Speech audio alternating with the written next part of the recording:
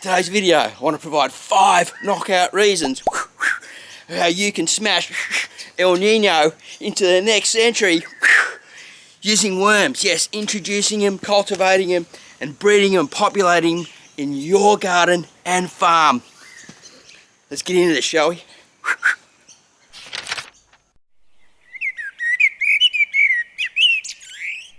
Let's get into knockout number 1, shall we?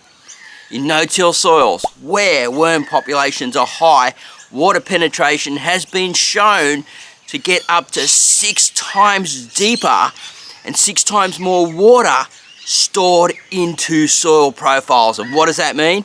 Well, that means more water in the soil, means more water for plants, and less worries for you in these El Nino drought situations. So, increase your populations, guys. I'm going to talk about that along the line at the end of this video. But first, let's get into number 2, shall we? Knockout reason number 2.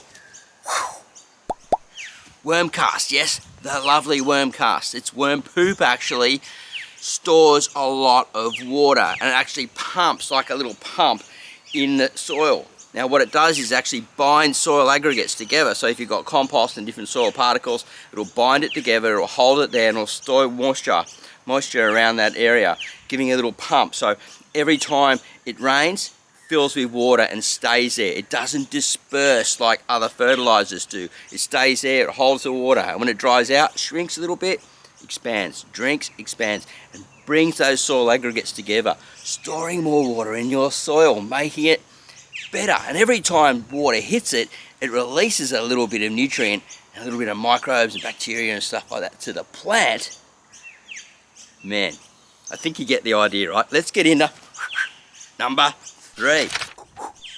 1, 2, 3. It's a 1, 2, 3 punch with soil compaction. Yes, we need to disperse it, get rid of it. It's gone. And what happens with soil compaction is when we walk on it, there's too much action on that soil.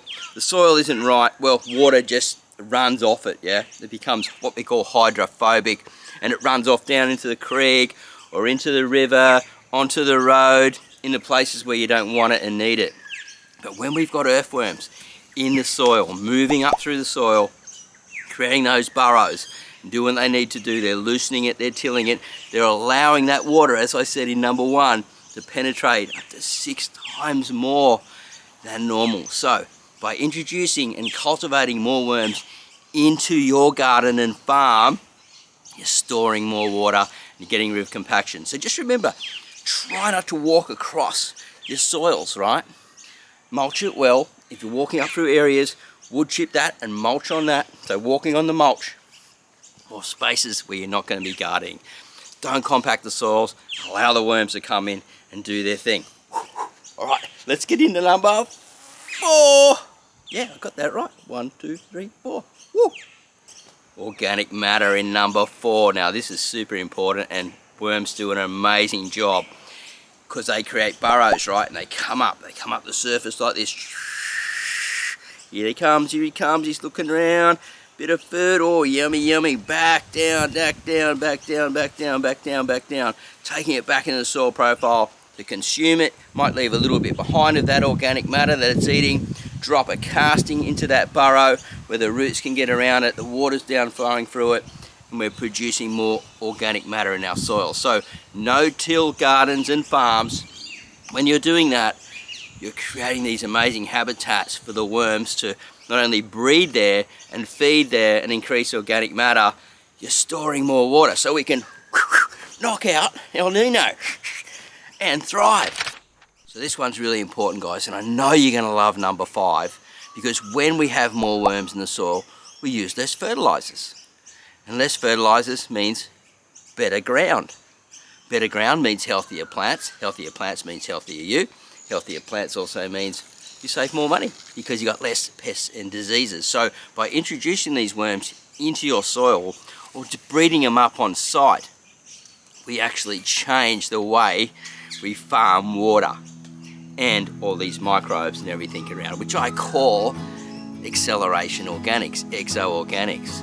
Now, I don't want to go too much further into this video because I've got lots more content coming on the way. Now, if you're into knocking out El Nino, and you're ready to take on the fight, and you're ready to grow more healthy food at home, and you've got some ideas and concepts and how you can knock out El Nino down below, leave it in the comments box down below.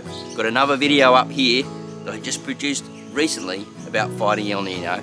Check that out, and we'll see you at the next video real soon. Have a great day, happy everything, love you all, bye for now, and God bless.